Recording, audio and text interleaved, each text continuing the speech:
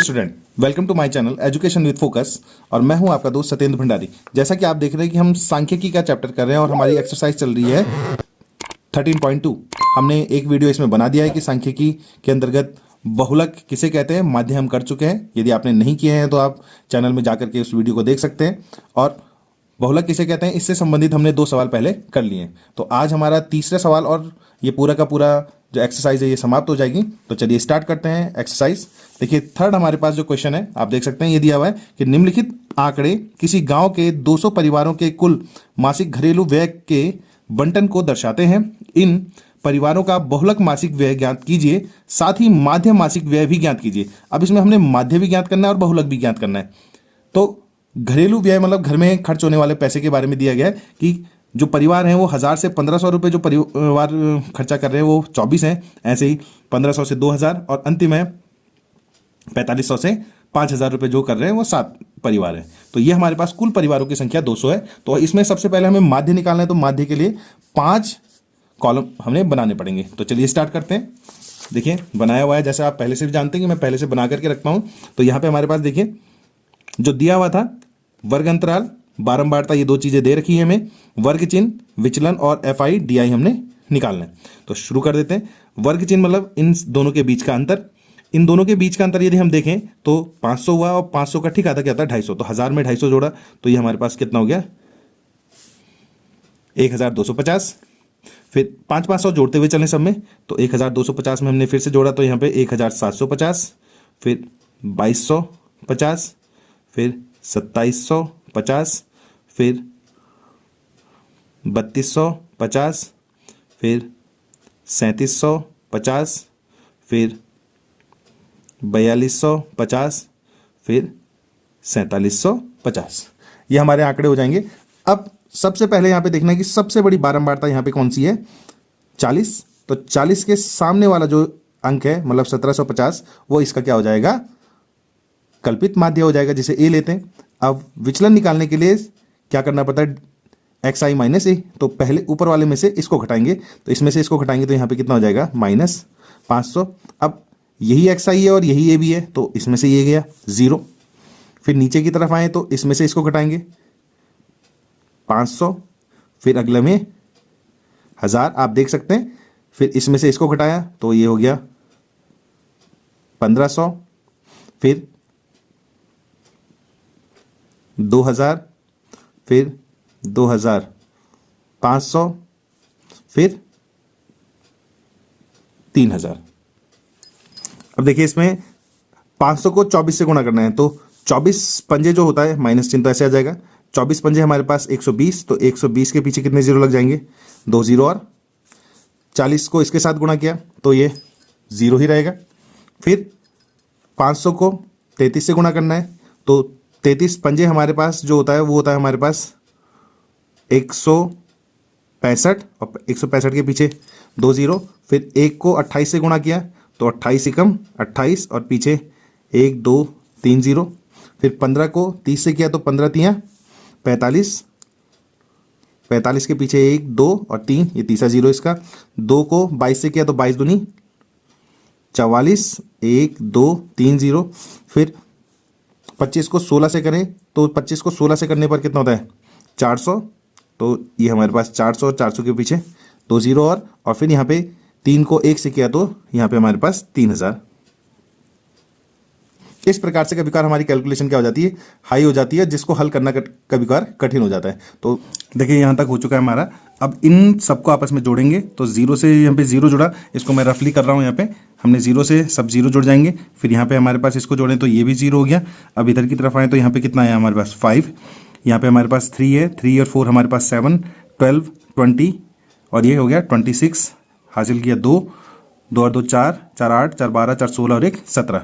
तो यहाँ पे हमारे पास 1,76,500 ये हो गया हमारे पास। और उसमें से हमें 12,000 को क्या करना है माइनस करना है। ये आपको आना चाहिए। इसमें से हम 12,000 माइनस करेंगे तो हमारे पास 1,64,500 ही आ जाएगा। तो हम इसको लिख लेते हैं 1,64,500 ही आ गया। अब यहाँ पे इनकी वैल्यू पुट कर दें। ए का मान हमारे पास ये है, इसको लिख सकते हैं हम 1750 सिग्मा एफ आई की वैल्यू 200 है और इसका मान हमारे पास 1,64,500 आ गया। ये मान यहाँ पे रख दें, 1750 ये हो गया, 1,64,500 बटे 200। इससे इसको भाग दे देंगे, यहाँ पे हमने इसको भाग दिया तो यहाँ पे हमारे पास हो गया 1750 और अब 2 का पहाड़ा कर लेते हैं तो 8 दूनी 16, 2 दूनी 4, फिर 2 दूनी 4, 1 बचा दशमलव आया, 5 दूनी 10। अब इन दोनों को आपस में जोड़ दीजिए तो 5 तो अपनी जगह पे वैसे आ जाएगा, दशमलव के बाद की संख्या है, इकाई 0 है, 0 और 2 2 हुआ, 2 और 5 7 हुआ और 8 और 7 को जोड़ें तो ये क्या होता है 15 और 1 और 1 2। तो ये हमारा माध्य आ चुका है, यहाँ पे क्लियर हो गया होगा। अब जब हम बहुलक ज्ञात करेंगे तो बहुलक के लिए हमारे पास L इन्हीं 2 सीरीज से हो जाएगा। L मतलब सबसे बड़ी बारंबारता की निम्न सीमा 1500, H मतलब इन दोनों के बीच का अंतर 500, F1 सबसे बड़ी बारंबारता 40, F0 उससे ऊपर की बारंबारता 24 और F2 उससे नीचे की बारंबारता। क्लियर हो गया होगा। बहुलक बराबर होता है L plus bracket F1 minus F0 upon 2F1 minus F0 minus F2 into H। अब यहाँ पे इसकी वैल्यू पुट कर दें तो इसका मान तो 1500 है, प्लस F1 की वैल्यू हमारे पास देखिए कितनी है 40, F0 की वैल्यू हमारे पास है 24 बटे 40 का दुगना हो जाता है 80 माइनस 24 माइनस 33, यहाँ पे हमारे पास ही आ गया 1500 प्लस, और हाँ यहाँ पे हमारे पास H की वैल्यू कितनी है 500। तो इसमें से ये गया, इसको देखें तो हमारे पास कितना हो गया ये 16 के साथ हमारे पास 500 गुणा में हो जाएगा। फिर यहाँ पे फिर से कर लेते हैं 80, इन दोनों को ऐड करें तो 50 और 7 57, फिर 1500 प्लस 16 पंजे 80 हो गया और 80 के पीछे 2 जीरो और आ जाएंगे और इसमें से हम इसको अब घटा दें तो यहाँ पे हमारे पास कितना है, यहाँ पे 3 आया और यहाँ पे हमारे पास आ गया 2। क्लियर। अब इन दोनों को आपस में सॉल्व कर ले तो यहाँ पे हमारे पास 1500 तो ये आ गया, 23 को हमने यहाँ पे करना है, इसको आप हल कर लेंगे तो मैं इसको हल किया हुआ है मैंने यहाँ पे पहले से, तो यहाँ पे हमारे पास हो जाएगा 347.8। इन दोनों को ऐड कर दीजिए, 8 तो दशमलव के बाद है तो 8 अपनी जगह पे ऐसे रहेगा, 7 और 0 7, 4 और 0 4, 3 और 5 8 और यहाँ पे 1। तो परिवार की माध्य मासिक व्यय जो है वो ये है और ये बहुलक है, तो माध्य मासिक व्यय हमारे पास रुपया हो जाएगा 2570.4 हो गया और इसका जो आ जाएगा वो आ जाएगा हमारे पास 1847.8। ये हमारे पास इसका आंसर आ जाएगा। क्लियर। तो ये इस प्रकार से हमने इस सवाल को करना है। तो आप लोगों की समझ में आ गया होगा कि हमने क्या किया यहाँ पे। देखिए अगला सवाल जो है हमारे पास, निम्नलिखित बंटन भारत के उच्चतर माध्यमिक विद्यालय में राज्यों के अनुसार शिक्षक विद्यार्थी अनुपात को दर्शाता है। इन आंकड़ों के बहुलक और माध्य ज्ञात कीजिए। अब दोनों ही चीजें हमें यहाँ पे ज्ञात करनी है। दोनों मापकों का व्याख्या भी कीजिए कि कौन सा माप क्या आ रहा है क्या आ रहा है। तो यहाँ पे देखिए हमने इसके नेक्स्ट पेज में था तो इसलिए हमने प्रति शिक्षक विद्यार्थियों की संख्या 15 से 20 विद्यार्थी जो है उसमें शिक्षक कितने हैं 3, कहीं पे 20 से 25 की स्थिति में हमारे पास कितने राज्य हैं, सॉरी ये क्षेत्र है, तो यहाँ पे 8 हो गए। इसी प्रकार से 5-5 के अंतर में दिया है और यहाँ पे हमारे पास लास्ट कितना है 55 और 50 के बीच 2 राज्य हैं। तो ये हमारे पास यहाँ पे दिए हुए हैं और हमें क्या निकालना है, बहुलक और माध्य निकालना है। तो चलिए करते हैं इसे। देखिए जैसा आपको पहले से पता है कि मैं पांचों के पांचों कॉलम बना करके रखे हुए हैं। प्रति शिक्षक विद्यार्थियों की संख्या वर्ग अंतराल कहलाएगी। राज्य एवं संघ की संख्या जो है वो बारंबारता, वर्ग चिन्ह, विचलन और FI/DI हमें ज्ञात करना है। तो यहाँ पे शुरुआत कर लेते हैं। इन दोनों के बीच का जो अंतर है वो कितना है 5, 5 का आधा होता है 2.5। तो 15 में हम यदि 2.5 जोड़ दें तो यहाँ पे हमारे पास हो जाएगा 17.5। अब 5-5 जोड़ते हुए चलें क्योंकि सबका अंतर 5 है।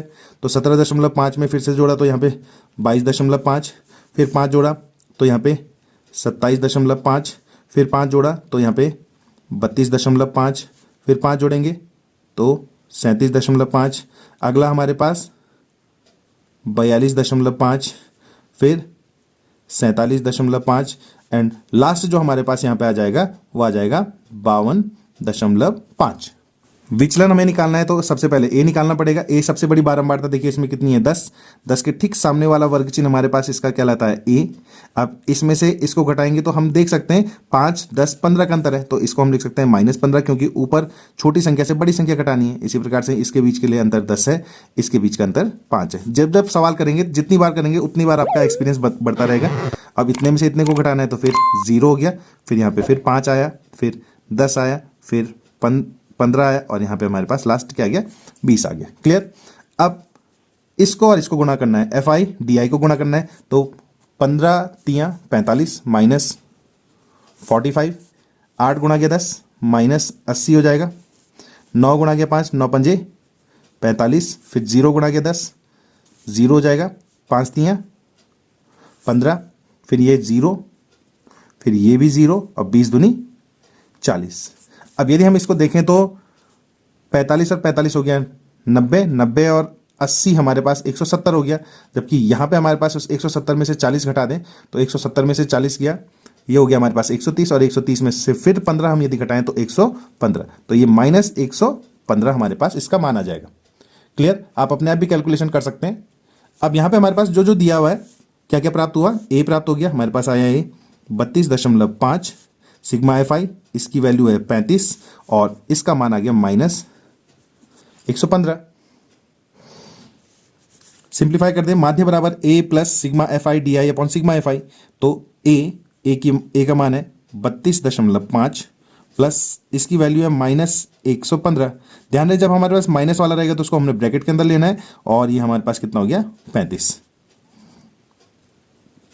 32.5 ये आ गया, प्लस माइनस माइनस हो गया।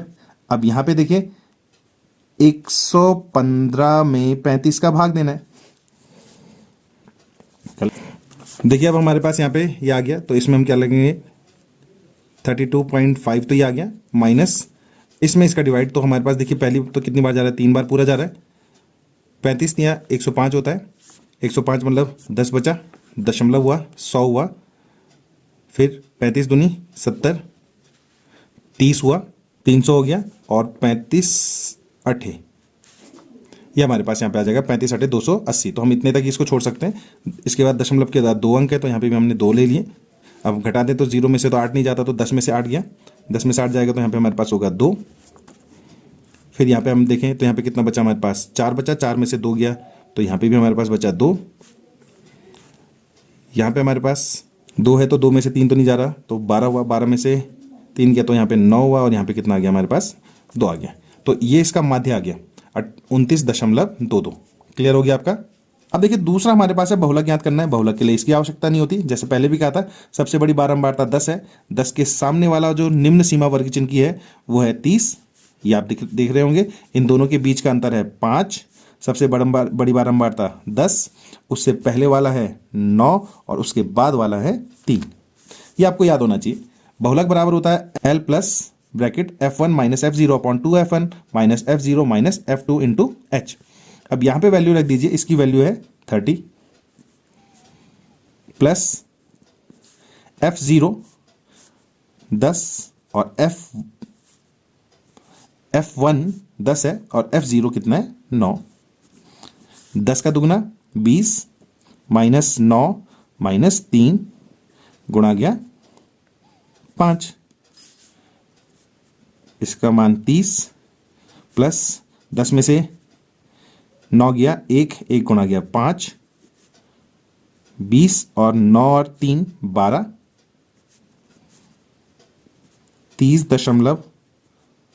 30 प्लस 5 बटे यहाँ पे कितना हो जाएगा 8। 30 प्लस अब इसका तो पूरा भाग जाता नहीं है तो दशमलव आ गया, कितना हो गया 50। 50 में देखें तो 8 छक्का 48, कितना बचा 2, फिर कितना हुआ 20, 8 दूनी 16, कितना बचा 4, फिर हो गया 40, 8 पंजे 40। इन दोनों को आपस में जोड़ दें तो ये हमारे पास आ जाएगा 30.625। अब देखिए माध्य प्रति शिक्षक विद्यार्थियों की माध्य संख्या जो है वो आ गई हमारे पास 29.22 आ गई, और प्रति शिक्षक विद्यार्थियों की बहुलक संख्या जो हमारे पास है वो 30.625 हो गई। तो कहीं कहीं भी हमसे कुछ गड़बड़ हो जाती है तो उसको हमने क्लियर करते हुए चलना है, और पेपरों में गलतियां नहीं करनी है। तो ये ध्यान रखें कि किस प्रकार से हम कैलकुलेशन कर रहे हैं और क्या क्या कर रहे हैं, तो आपकी समझ में आ गया होगा कि क्या क्या हम कर रहे हैं यहाँ पे। तो आपका इस प्रकार से दोनों आंसर आ जाएंगे। देखिए 5वां सवाल इस सीरीज में हम नहीं कर रहे हैं, इस सवाल को आप अपने आप देख लीजिएगा। बंटन स्पष्ट दिया हुआ और यहाँ पे अंतराल, केवल हमें इसमें क्या निकालना है, बहुलक निकालना है। तो इसमें हम लास्ट जो इस एक्सरसाइज का लास्ट सवाल है और हमारी आज की जो श्रृंखला है उसका भी अंतिम सवाल है कि एक विद्यार्थी ने एक सड़क के किसी स्थान से होकर जाती हुई कारों की संख्याएं नोट की और उन्हें नीचे दी गई सारणी के रूप में व्यक्त किया। सारणी में दिए प्रत्येक प्रेक्षण 3 मिनट के अंतराल में उन स्थान से होकर जाने वाली कारों की संख्याओं से संबंधित है। ऐसी 100 अंतरालों पर प्रेक्षण किए गए इन आंकड़ों का बहुलक ज्ञात कीजिए। केवल हमें इसमें क्या करना है, बहुलक ज्ञात करना है। तो बहुलक ज्ञात करने के लिए हमारे पास कारों की संख्या 0 से 10, 10 से 20, तो आंकड़े का जो वर्ग अंतराल है वो क्लियर दिया हुआ है। यहाँ पे हमारे पास 70 से 80 भी है, 3-3 मिनट के अंतराल में, और कितनी बार ऐसी घटना हुई जो इसके अंतराल में आ रहे हैं ये हमारे पास आंकड़े दिए हुए हैं। तो बहुलक ज्ञात करने के लिए यही सीरीज बनानी है, ये सीरीज हमने यहाँ पे बना रखी है। अब देखिए बहुलक में सबसे बड़ी बारंबारता आपको कौन सी दिख रही है, देखिए 20, तो ये तो यहाँ पे 20 यहाँ पे आएगा। इसकी निम्न सीमा जो है वो हमारे पास 40 है। इन दोनों के बीच का जो अंतर है वो हमारे पास 10 है, सबके बीच का। F0 इससे पहले वाला 12 है और F2 इसके बाद वाला 11 है। बहुलक बराबर L plus F1 minus F0 upon 2F1 minus F0 minus F2 into H है। यहां पे इसकी वैल्यू पुट कर दें तो यहां पे इसका मान क्या आ जाएगा, ये 40 प्लस F1 की वैल्यू हमारे पास है 20, F0 की वैल्यू हमारे पास है 12, F1 का इसको 2 टाइम करना है तो 22 ज़ा 40 हो जाएगा, माइनस 12, और F2 की वैल्यू हमारे पास क्या है 11।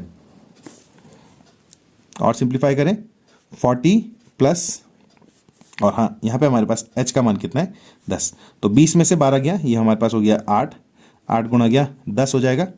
यहाँ पे हमारे पास ये हो गया 40, 12 और 11 को जोड़ें तो हमारे पास कितना होता है 23,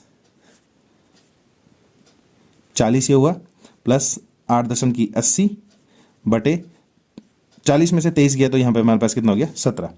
अब इसको सिंप्लीफाई करते हैं तो यहाँ पे हो गया हमारे पास 40 प्लस, अब 17 का टेबल हम करें, 17 चको हमारे पास पूरा जाएगा, 17 चको 68 हुआ, 80 में से 68 गया तो कितना बचा हमारे पास 12, 12 मतलब दशमलव आ गया, 120 हो गया। यहाँ पे 120 में देखें तो 17 सत्ते हमारे पास कितना होता है 119, तो उसके बाद एक ही बच रहा है, तो हमारे पास बहुत लंबी सीरीज जाएगी, हम इतने में छोड़ देते, इन दोनों को आपस में जोड़ दें तो ये हो जाएगा 44.7। तो फाइनली हमारे पास इसका जो आंसर है वो हमारे पास क्या आ गया 44.7। तो आंकड़ों का जो बहुलक है, कहने का मतलब ये है कि जो सबसे ज्यादा हमारे पास यहाँ पे बहुलक मान आ रहा है, जिस आंकड़े की वैल्यू सबसे ज्यादा बार आ रही है, जो सबसे ज्यादा बार दोहराया जा रहा है वो है 44.7। ये माना जा सकता है कि इस प्रकार से इन सवालों को हम करेंगे। तो क्लियर हो गया होगा कि हम बहुलक कैसे करके ज्ञात करें। ये जो चैप्टर था इसमें हमने माध्य और बहुलक के संबंध में किया। अब इसमें लास्ट एक और एक्सरसाइज है जिसमें हमने केवल माध्य ज्ञात करना है। अभी तक हमने माध्य और बहुलक ज्ञात किया है। तो होप्स आप लोगों की समझ में आया होगा कि हम क्या इन सवालों में कर रहे हैं और कहाँ कहाँ पे हमारी कुछ कुछ कमियां हैं जो रह जाती हैं। जब हम ज़्यादा बार इन सवालों को करेंगे तो तब हमारे ये सवाल क्लियर होंगे। होप्स आप लोग इन सवालों को कर रहे होंगे और पेपरों की भी तैयारी कर रहे होंगे, क्योंकि बोर्ड एग्जाम बहुत ही ज़्यादा नज़दीक हैं। बोर्ड पेपर के लिए मेरे यूट्यूब चैनल पे जाएं और उसमें जो 10 साल के पुराने पेपर हैं उनको करें, उससे आपको बहुत ज़्यादा फ़ायदा मिलेगा। तो यदि आपको वीडियो पसंद आया हो तो लाइक करें, शेयर करें और सब्सक्राइब ज़रूर करें चैनल को, जिससे ऐसे ही वीडियो आपके लिए ला पाऊँ। तो मिलता हूँ आपको इसी चैप्टर के नेक्स्ट एक्सरसाइज के साथ। Okay bye.